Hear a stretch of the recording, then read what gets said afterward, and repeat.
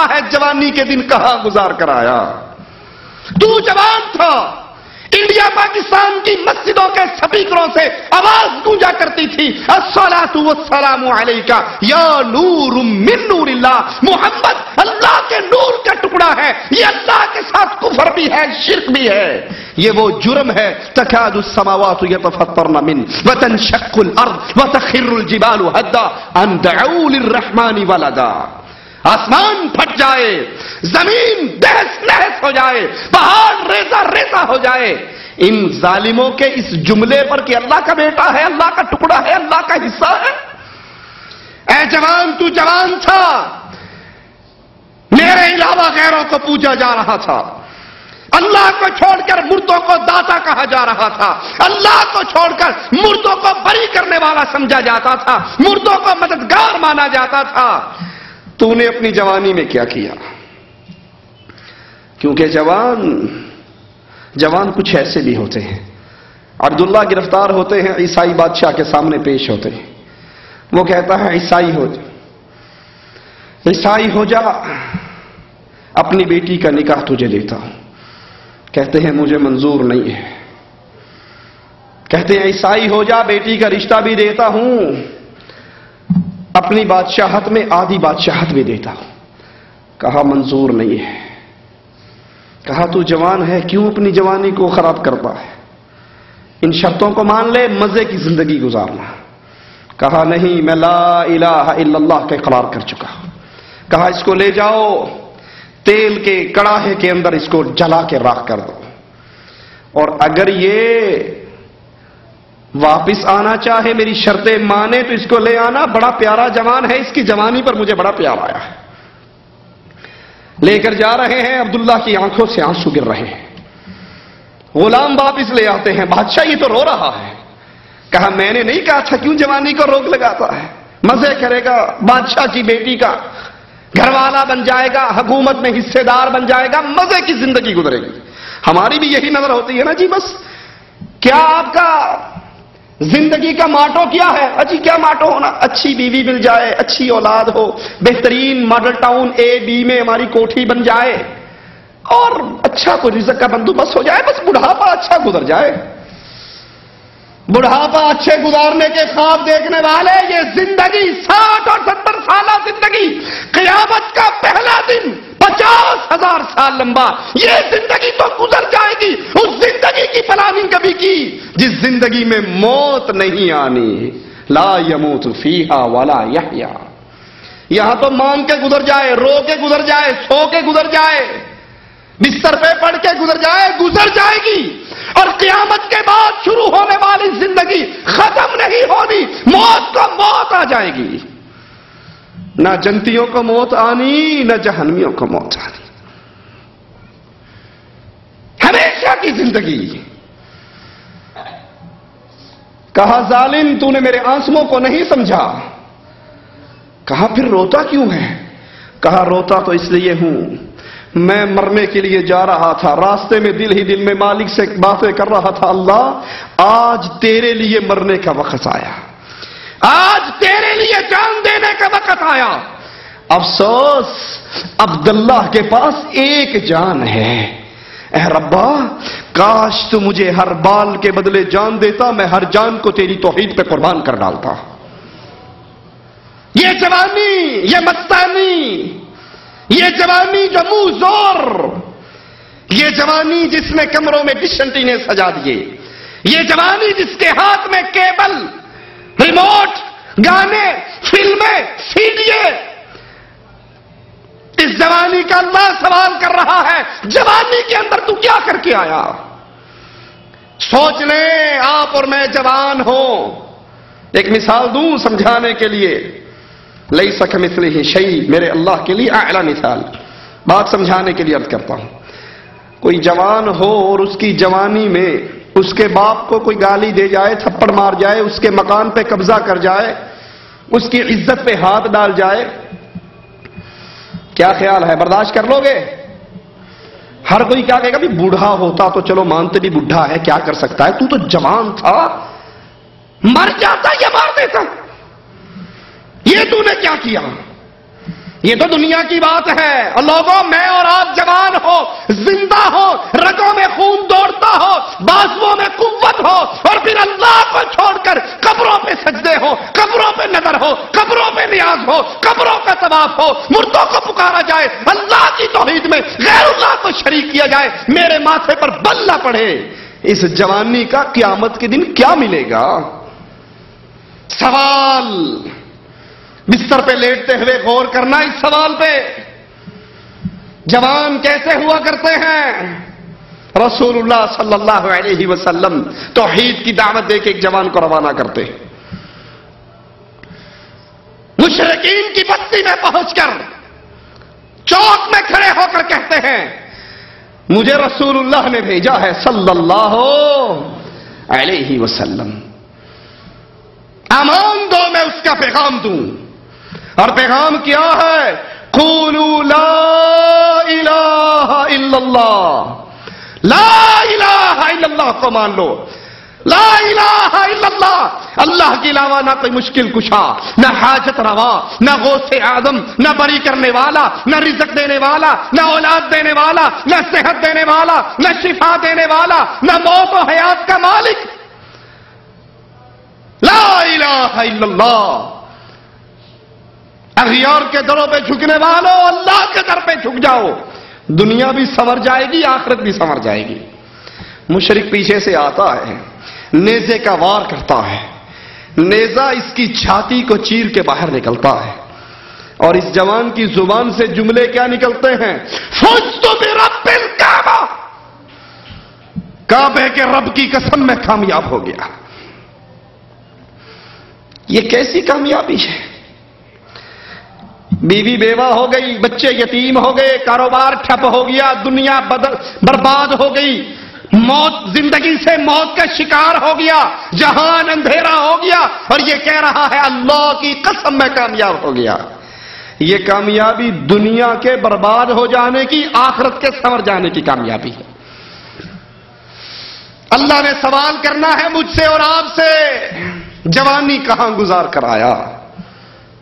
سوچئے، غور کیجئے، اس جوانی کے اندر کتنے اہل شرک کو میں نے اور آپ نے پکڑ کر لا الہ الا اللہ کی دعوت دی، کیسٹ کی شکل میں، کتاب کی شکل میں، پمفلٹ کی شکل میں، سی ڈی کی شکل میں، یا کسی کو درسوں میں پکڑ کر لائے ہو، یا کسی کو قرآن کا ترجمہ سکھایا ہو. اے غیروں کے در پہ جھکنے والے، یہ ماتھا رب نے صرف اپنے سامنے جھکانے کے لیے بنایا. تیسرا سوال، حشر کا منظر. مال کہاں سے کمایا، کہاں لگایا؟ یہ مال آیا کہاں سے، گیا کہاں؟ کمانے کے اللہ نے حلال طریقے تجھے دیے تھے، حلال کمایا یا حرام؟ بینک کے مینیجر، بینک کے کلرک، بینک کے گن مین، بینک کے چپڑاسی، سود لینے اور دینے والے، لاٹریوں کے ذریعے حرام کمانے والے، یہ نہ سمجھنا کہ سود صرف یہودیوں اور کفار مکہ کے معاشرے میں تھا، ہمارے معاشرے میں نہیں. اس کی بہت شکلیں ہمارے معاشرے میں. کمپنیوں میں کام کرنے والوں کی اکثر تنخواہیں لیٹ ہو جاتی ہیں، تو وہاں جس کی جیب میں 4 پیسے ہیں تو ٹھیک ہے، جب تنخواہ ملے گی 100 ریال لے لے، 120 دینا. یہ دھندا چلتا ہے یا نہیں چلتا؟ 100 لے لے، 2 مہینے بعد تنخواہ ملے گی 120 واپس لوں گا. اور سود کے اگر درجات کیے جائیں، سب سے کم درجہ اپنی ماں کے ساتھ بدکاری کرنا ہے. سود خور کو نیزہ دیا جائے گا، عبداللہ ابن عباس رضی اللہ عنہما فرماتے ہیں، اور کہا جائے گا اپنے رب سے جنگ کر. مال آیا کہاں سے؟ اجی کیا کریں مولوی صاحب، کاروبار کوئی ہے نہیں، پینشن ملی تھی، میں نے ساری بینک میں فکس ڈپازٹ کروا دی. کیا کر سکتے ہیں، اور کوئی طریقہ ہی نہیں ہے. آنے کا ذریعہ حرام کا، اور لگا کہاں، آیا کہاں سے، گیا کہاں؟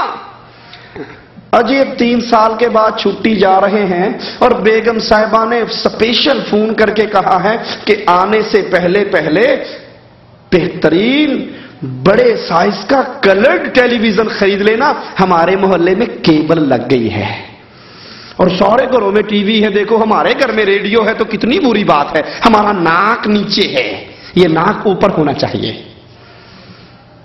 اور حاجی صاحب بڑا سارا ٹیلی ویژن خرید کے اوپر لکھتے ہیں حاجی اللہ دیتا، یہ بھی انڈیا پاکستان جا رہے ہیں اور اس کے ذریعے یہ بدماشی، فلمیں، کنجروں کا ڈانس، بدکاری کے اڈے چلانے لگے۔